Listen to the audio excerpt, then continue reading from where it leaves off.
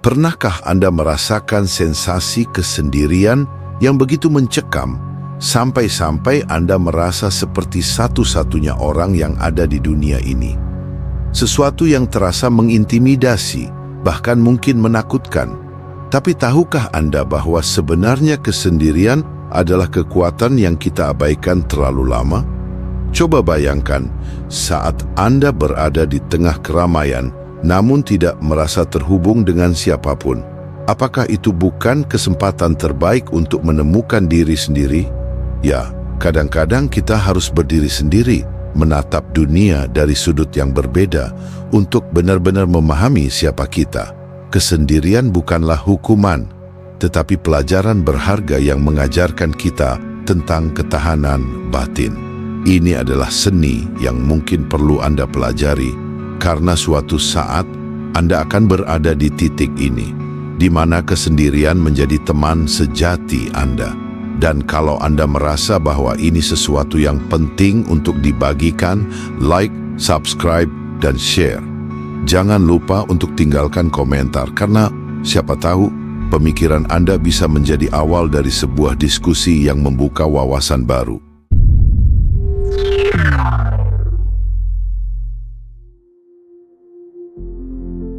Kesendirian adalah bagian alami dari hidup. Ini bukanlah sesuatu yang harus kita hindari atau takutkan, tetapi justru sesuatu yang perlu dipahami dan diterima dengan hati terbuka. Terkadang kita merasa bahwa kesendirian adalah sebuah hukuman. Kita pikir kita akan merasa terisolasi atau terasing, tetapi sebenarnya di balik kesendirian terdapat kesempatan untuk menyelami kedalaman diri kita. Coba bayangkan, Anda duduk sendirian di sebuah restoran yang ramai, melihat orang-orang tertawa dan berbicara, sementara Anda sendiri menikmati keheningan. Apa yang Anda rasakan? Kesendirian ini bukanlah keheningan yang membuat Anda merasa kosong, tetapi ruang untuk berpikir lebih jernih, untuk merenung dan memahami siapa diri Anda sebenarnya. Saya ingat suatu waktu saya pernah berada di sebuah restoran kecil di Roma sekitar 20 tahun yang lalu. Tempat itu penuh dengan orang-orang yang saling berbincang, tetapi saya memilih untuk duduk sendiri. Pelayan bertanya, "Apakah Anda sendirian?"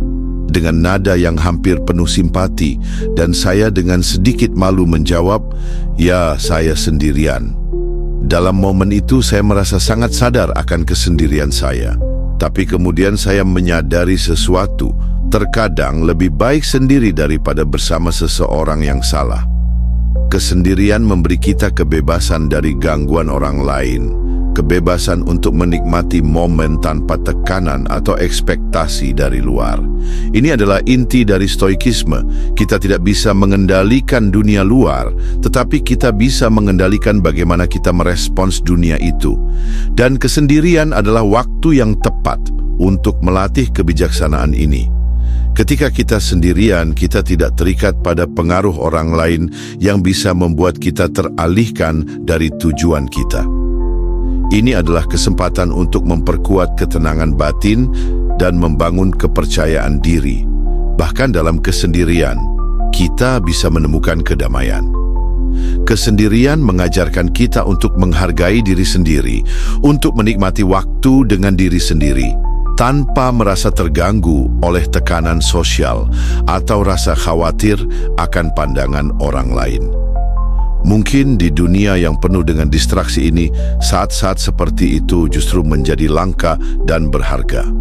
Bukan berarti kita harus menghindari hubungan dengan orang lain, tetapi kita harus belajar bagaimana menemukan kedamaian dalam kesendirian. Karena saat kita mampu menikmati kesendirian, kita akan lebih siap untuk menghadapi dunia ini dengan kepala tegak. Kesendirian sering dianggap sebagai kondisi yang harus dihindari, namun sebenarnya menikmati waktu sendirian memiliki manfaat yang signifikan bagi kesehatan mental dan kesejahteraan kita. Pertama, dalam kesendirian, kita memiliki ruang untuk merenung dan memahami diri kita lebih dalam. Psikolog Carl Jung menyatakan bahwa siapapun yang melihat keluar mimpi, siapapun yang melihat ke dalam terjaga. Dengan meluangkan waktu untuk diri sendiri, kita dapat mengevaluasi tujuan hidup, nilai-nilai dan aspirasi kita yang pada gilirannya membantu kita membuat keputusan yang lebih bijak dan hidup yang lebih bermakna. Kedua, kesendirian memberikan kesempatan untuk mengeksplorasi aktivitas yang mungkin terabaikan dalam rutinitas sehari-hari.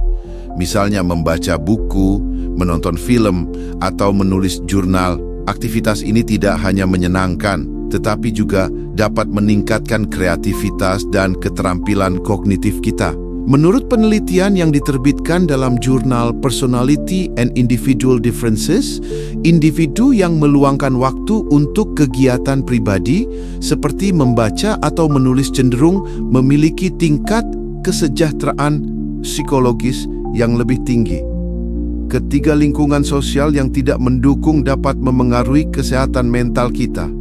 Dengan menikmati waktu sendirian, kita dapat mengurangi paparan terhadap stresor eksternal dan fokus pada pemulihan diri. Filsuf Stoik Epictetus mengajarkan bahwa kita tidak dapat mengontrol tindakan orang lain, tetapi kita dapat mengontrol reaksi kita terhadap mereka. Dengan demikian, kesendirian menjadi alat untuk memperkuat ketahanan mental dan menjaga kesejahteraan kita. Dengan memahami manfaat-manfaat ini, kita dapat melihat bahwa kesendirian bukanlah musuh, melainkan teman yang membantu kita tumbuh dan berkembang menjadi versi terbaik dari diri kita sendiri. Kesepian adalah bagian tak terpisahkan dari kehidupan manusia. Tak peduli siapa Anda, seorang mahasiswa, pekerja, bahkan seorang pemimpin, semua orang pasti pernah merasakan kesepian. Di satu sisi, kesepian ini terasa seperti bayangan yang enggan pergi. Namun di sisi lain, ini adalah pengingat bahwa kita semua adalah manusia yang saling terhubung.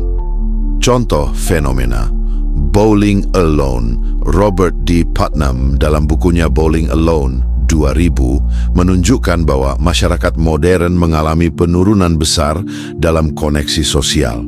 Orang-orang lebih sering bermain bowling sendirian, simbol dari hilangnya komunitas dan interaksi sosial. Fenomena ini juga terlihat dalam kehidupan digital kita saat ini. Kita dikelilingi oleh notifikasi media sosial tetapi seringkali merasa kosong karena hubungan tersebut tidak memiliki kedalaman emosional. Kesepian di era digital. Penelitian dari University of California menunjukkan bahwa meskipun media sosial meningkatkan konektivitas, penggunaan berlebihan justru memperburuk rasa kesepian. Ketika seseorang hanya melihat highlight hidup orang lain, mereka seringkali merasa kurang, yang akhirnya memperkuat perasaan isolasi. Ini ironis mengingat kita memiliki lebih banyak cara untuk terhubung daripada sebelumnya. Stoikisme mengajarkan kita bahwa kesepian bukanlah tanda kelemahan, melainkan bagian alami dari kehidupan. Marcus Aurelius pernah menulis, seseorang dapat pensiun ke dalam dirinya sendiri kapan saja, dan di sana ia akan menemukan ketenangan. Kesepian bukan berarti kita gagal dalam bersosialisasi, melainkan kesempatan untuk merenung dan memahami bahwa kita tidak bergantung pada validasi eksternal. Tahukah Anda, sebuah studi oleh Brigham Young University pada 2015 menemukan bahwa kesepian memiliki dampak negatif pada kesehatan yang sebanding dengan merokok 15 batang sehari. Namun kesepian juga bisa menjadi katalis untuk perubahan. Ketika kita menerima perasaan itu, kita sering kali terdorong untuk mencari hubungan yang lebih autentik dan bermakna. Dengan memahami bahwa kesepian adalah pengalaman universal, kita dapat berhenti melihatnya sebagai musuh. Sebaliknya, kita bisa memanfaatkannya sebagai waktu untuk merenung, bertumbuh, dan memahami bahwa dalam kesepian kita menemukan kekuatan untuk tetap berdiri tegak. Kesepian, meskipun kadang diperlukan, bisa menjadi jebakan psikologis jika berlangsung terlalu lama. Semakin lama, Seseorang terisolasi, semakin besar kemungkinan mereka merasa nyaman dalam kesendirian hingga akhirnya kesepian itu berubah menjadi kebiasaan yang sulit dilepaskan. Penelitian dari University of Chicago menunjukkan bahwa kesepian kronis dapat merubah cara otak kita memproses interaksi sosial. Orang yang terbiasa menyendiri seringkali merasa cemas atau ragu untuk bersosialisasi kembali. Ini bukan karena mereka tidak ingin, tetapi karena rasa takut akan penolakan atau kekhawatiran bahwa mereka tidak cukup baik untuk berinteraksi dengan orang lain. Proses ini disebut sindrom penarikan sosial. Epictetus mengajarkan bahwa rasa takut bukanlah sesuatu yang terjadi pada kita, tetapi cara kita menafsirkannya. Dalam konteks kesepian, rasa takut untuk bersosialisasi adalah hasil dari pikiran kita yang membesar-besarkan risiko. Dengan memahami bahwa pikiran ini tidak mendefinisikan kita, kita dapat mulai mematahkan pola tersebut. Seorang penulis yang menghabiskan sebagian besar waktunya sendiri bekerja di depan layar mungkin merasa nyaman dengan keheningan, namun semakin lama ia menyendiri, semakin sulit baginya untuk kembali ke dunia sosial. Pertemuan biasa, seperti berbicara dengan teman di kafe, tiba-tiba menjadi tugas berat yang penuh kecemasan. Akhirnya, ia memilih untuk tetap menyendiri dan lingkaran kesepian pun terus berlanjut. Sebuah studi oleh University of Surrey menunjukkan bahwa orang yang terisolasi lebih dari 6 bulan mulai mengembangkan sensitivitas terhadap interaksi sosial, bahkan pada level mikro seperti bahasa tubuh atau nada bicara. Hal ini memperkuat rasa tidak cocok yang mereka rasakan, sehingga mereka semakin menarik diri dari orang lain. Bahaya lingkaran kesepian. Jika dibiarkan, lingkaran ini bisa menjadi semakin sulit untuk dipecahkan. Kesendirian yang awalnya memberikan kenyamanan berubah menjadi isolasi yang menghambat pertumbuhan pribadi. Namun, solusi selalu ada.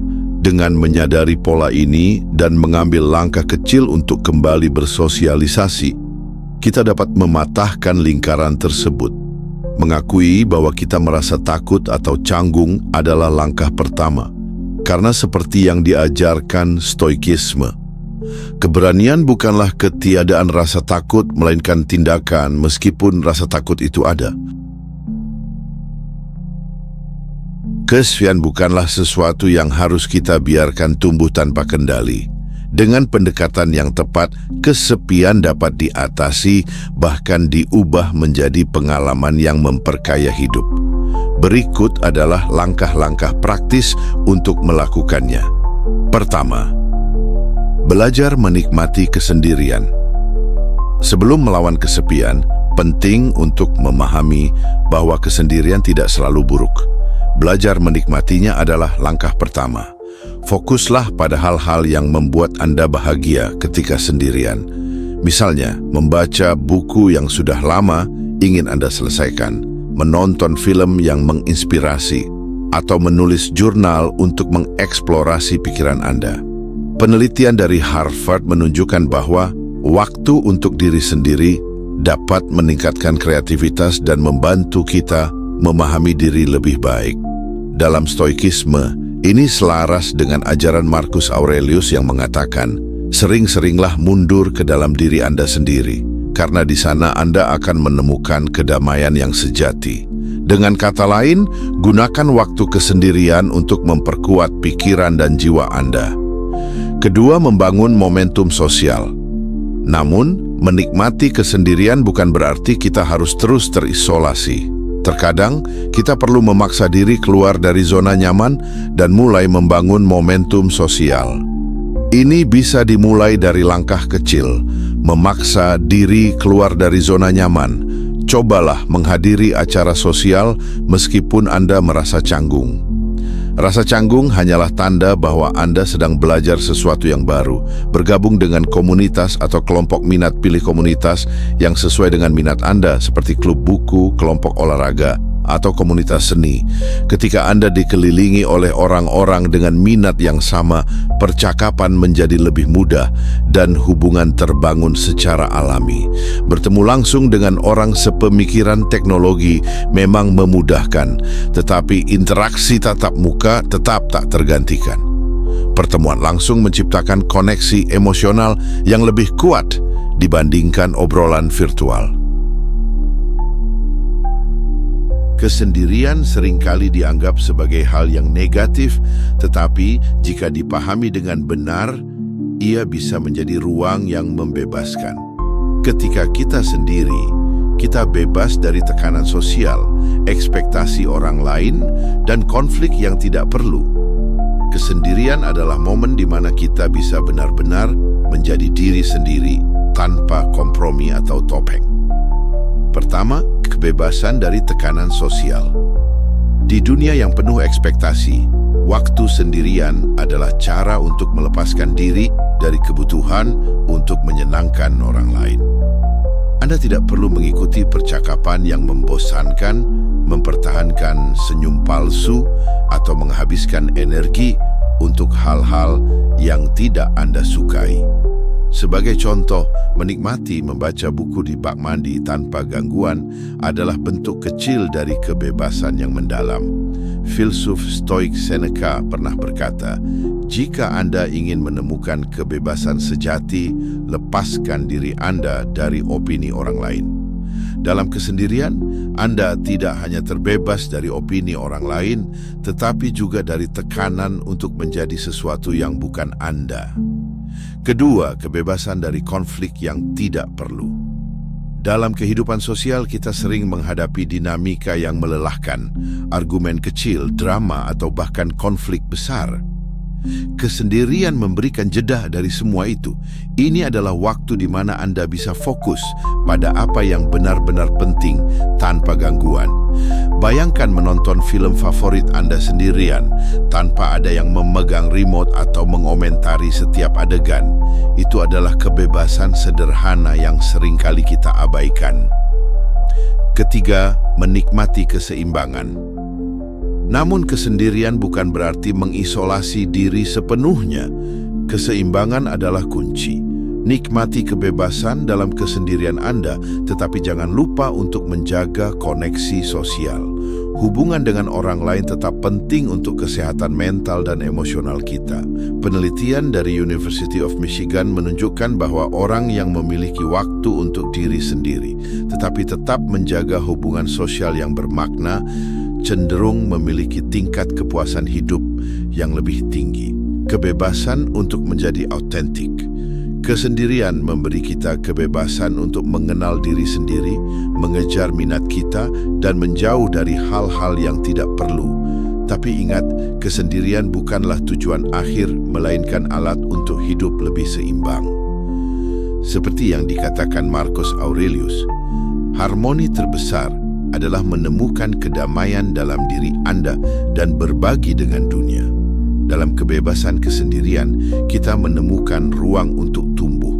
Dalam koneksi sosial, kita menemukan makna. Temukan keseimbangan itu dan hidup Anda akan menjadi lebih utuh. Kesendirian bukanlah musuh yang harus dihindari, melainkan teman yang mengajarkan kita untuk bertumbuh. Ia adalah ruang di mana kita bisa merefleksikan diri, menemukan kebebasan dari tekanan sosial, dan mengisi kembali energi kita. Namun, jika kesendirian berubah menjadi kesepian, itu bukanlah akhir dunia, itu adalah pengalaman yang sangat manusiawi. Dengan langkah konkret seperti membangun momentum sosial dan menikmati waktu sendiri secara sehat, kita bisa mengatasinya dan bahkan memanfaatkannya untuk menjadi lebih kuat. Apa pengalaman kalian dengan kesendirian? Apakah itu menjadi momen refleksi atau tantangan yang sulit dihadapi? Bagikan cerita kalian di kolom komentar. Mungkin pengalaman kalian bisa membantu orang lain yang merasa sama. Dan jangan lupa like, share, dan subscribe untuk mendapatkan lebih banyak konten yang mendalam dan relevan seperti ini. Karena di sini kita belajar bersama untuk hidup lebih bijaksana. Sampai jumpa di video berikutnya.